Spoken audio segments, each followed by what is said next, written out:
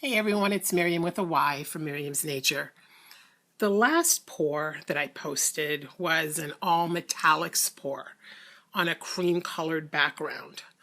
I got some interesting unexpected results that I loved, and I want to see if I would get similar effects with another predominantly metallic pour. This time around, I want to try it on a black background. But I don't want to commit a whole heck of a lot of paint to it yet until I know if it's going to work. So I'm just going to do a test pour today, let it dry, and see what we get. I'm also going to throw a glitter paint into the mix just to see what that does. And I'll be using a Martha Stewart glitter called Blueberry Slush, DecoArt Metallics Ice Blue. And this is Joann's house brand, and this is White Pearl. And I might throw in Pale Gold from Delta and see what happens. I'm going to do a small swirl and start out with the glitter paint. The blue metallic, the white pearl, some more of the blue, some more glitter. I'm going to add a couple of drops of a little bit of black just to see if that gives that weird veining we got last time. Pearl, blue, and I am going to add a touch of gold. See what that does. A tad more blue, more glitter, a little more black. And I'm going to end it with some pearl and a little gold. That'll do it, because it's got to be a tiny little pour, because it's a tiny little canvas. Since I pretty much emptied out the cups, I thought I would take this opportunity to talk about cleanup. I get asked a lot about how I get rid of my water, how I clean up, my brushes, how I clean cups.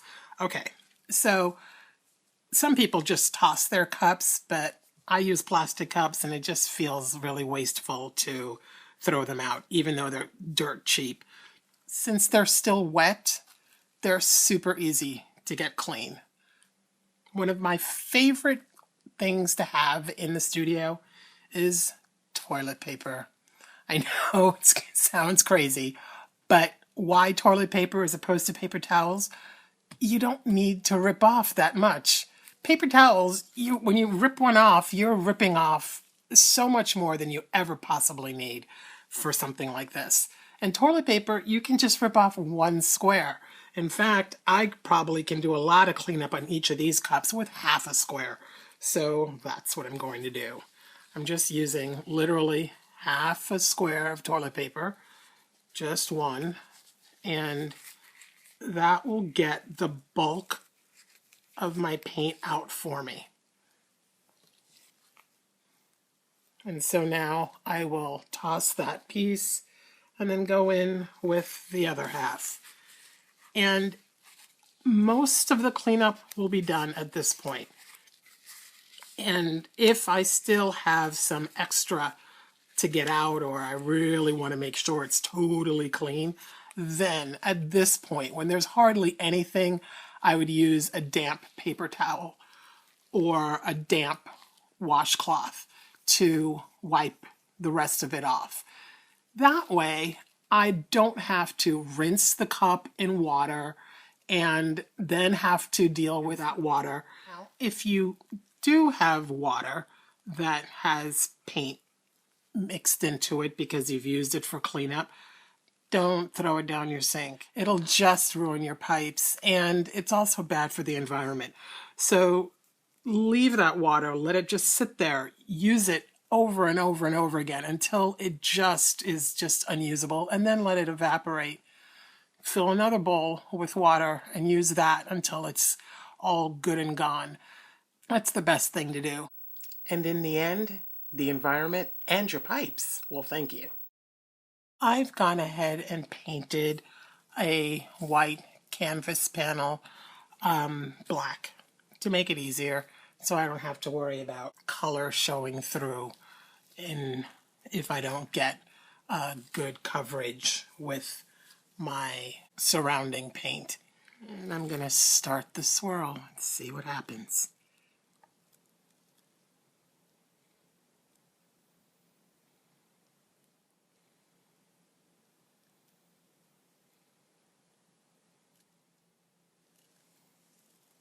Oh, it's pretty already. That's always a good sign. And I'm going to pour some black on the periphery and start tilting this sucker. I am a little excited. I see little specks of glitter throughout, and that little fun selling is happening. And again, just like in the other pour, I didn't use a speck of silicone in anything. This time, I didn't even put silicone in the background paint. So there is no silicone on this canvas. Let's see what develops.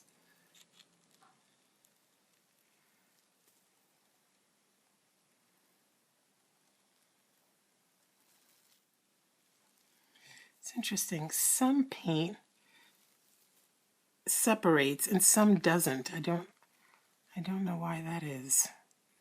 They're all mixed the same consistency, and yet the movement is different. You see what I mean? Like this doesn't, it's like bunching up, and that is just stretching.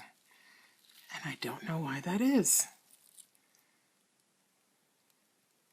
If any of you know, let me know, because I'm really curious. So this, I really almost have to pour off here because I want to stretch this out. It's very, very bizarre to me. I've let it sit for a couple of minutes to do whatever it wants to do, and also to let me think. And I think the first thing I'm going to do is fill in this area with black for sure.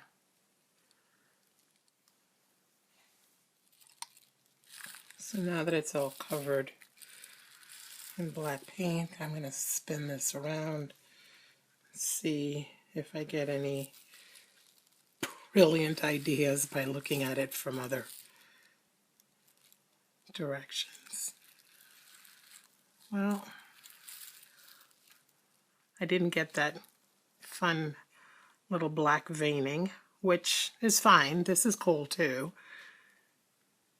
Now the other one I did in a squeezy bottle, so that could have had something to do with it. I have no idea.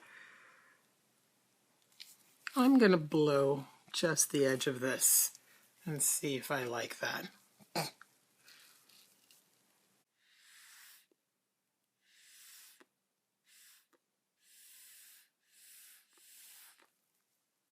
guess it's not doing much for me because there's no silicone in the black, so I'm not getting any fun selling happening in that, so I don't know. I am starting to like this now, even though there are no cells, because what I have to keep reminding myself, this is metallic. It'll look completely different when it's dry. So it doesn't look that interesting now, but it gives this space something, because otherwise this would have been a big black band doing absolutely nothing, and I don't know if that would have been that interesting. So what this is looking like to me now is a piece of agate that's in acid and is being eaten away here or something. I don't know, but I like it. And I'm trying to decide now on this edge because it's different from this edge. I don't mind this. I'm going to leave this alone. But here, I'm not sure. I've decided to blow just a teeny tiny bit, just to stretch it out a little.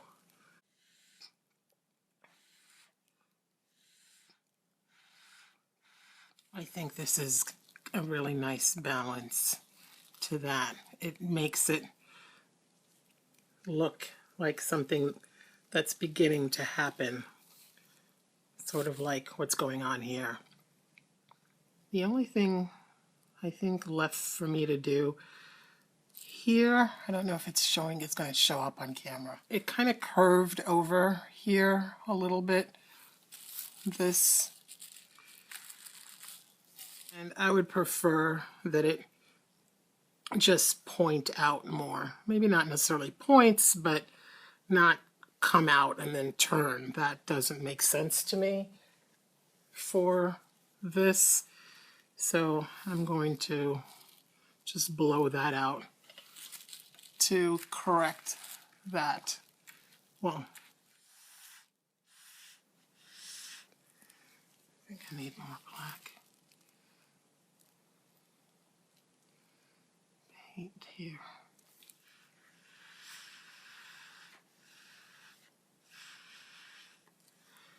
All right, I am calling that done, and I will show you a close-up of it wet. Keep in mind, it's going to look totally different when it's dry.